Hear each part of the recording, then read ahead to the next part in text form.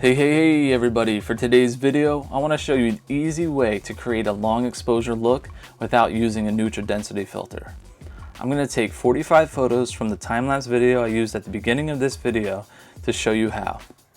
Now for this time-lapse I took a photo every second and I lucked out with some colorful clouds. I also have some movement in the water as well, so transforming these images into a long exposure will give me that silky smooth water with some great cloud movement. Since I took a photo every second, the 45 photos stacked together will create an image that is similar to a single photo with the ND filter that has an exposure of 45 seconds. That might sound confusing at first, so let me get started and I'll show you exactly what I'm talking about. Open up your photos in Lightroom and let's do some basic edits to them.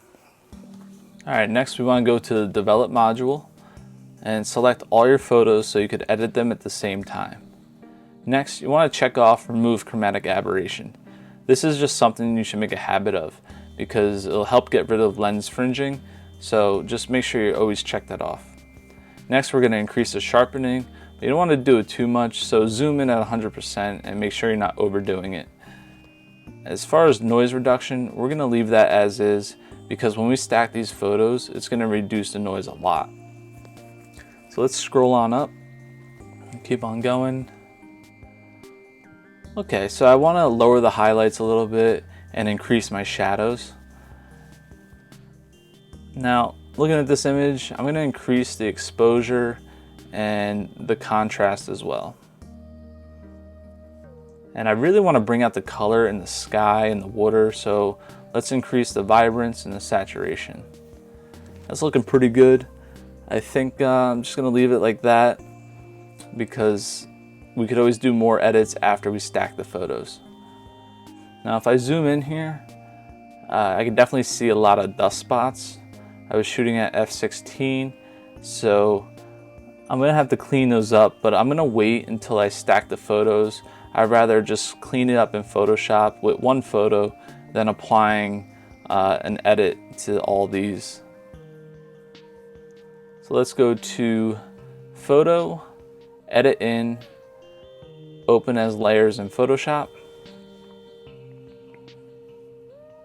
So depending on how many photos you have and what size photos they are, this could take a very long time. I'm actually going to speed it up for the video, but just be aware that the size and quantity will have an effect on how fast it's going to process. Okay, now all the photos are in Photoshop.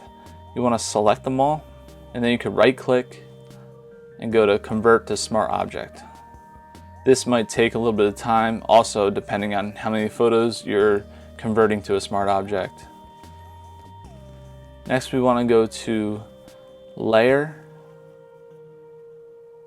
Smart Objects, Stack Mode, Mean. This is what's going to give that long exposure effect. Awesome, it looks great. We still have the dust spots that we have to remove, but other than that, it looks exactly like a long exposure would. So now we want to flatten the image, and this will allow us to do the edits that we need to do, like removing dust spots, and then we could just save it and do more work in Lightroom. Now we've effectively created a long exposure that's about the same if you use the ND filter and you left your shutter open for 45 seconds. The great thing with stacking is that we're not only creating this long exposure effect, we're also reducing noise at the same time. So that's an added bonus. And you might be asking, why not just ditch the filters and stack all the time? Well, stacking has two major downsides. It bogs down your computer and can be very time consuming. The other downside is it requires a bunch of photos, especially if you're doing like over a minute long or higher, and this is going to eat up your CF or your SD cards. So that's something to take in consideration. So while I do love stacking, a lot of times I use it in conjunction with the ND filter. So for example, if I have a 2-minute exposure that I want to do, I might get hot pixels or maybe some camera shake if it's windy. So what I'll end up doing is cutting that 2 minutes into 4 exposures at 30 seconds. And then I'll stack those 4 exposures and effectively create a 2-minute exposure.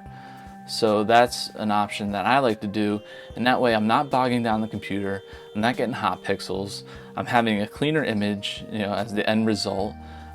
So it's pretty much a win-win if you do it that way. And that's how I recommend doing it.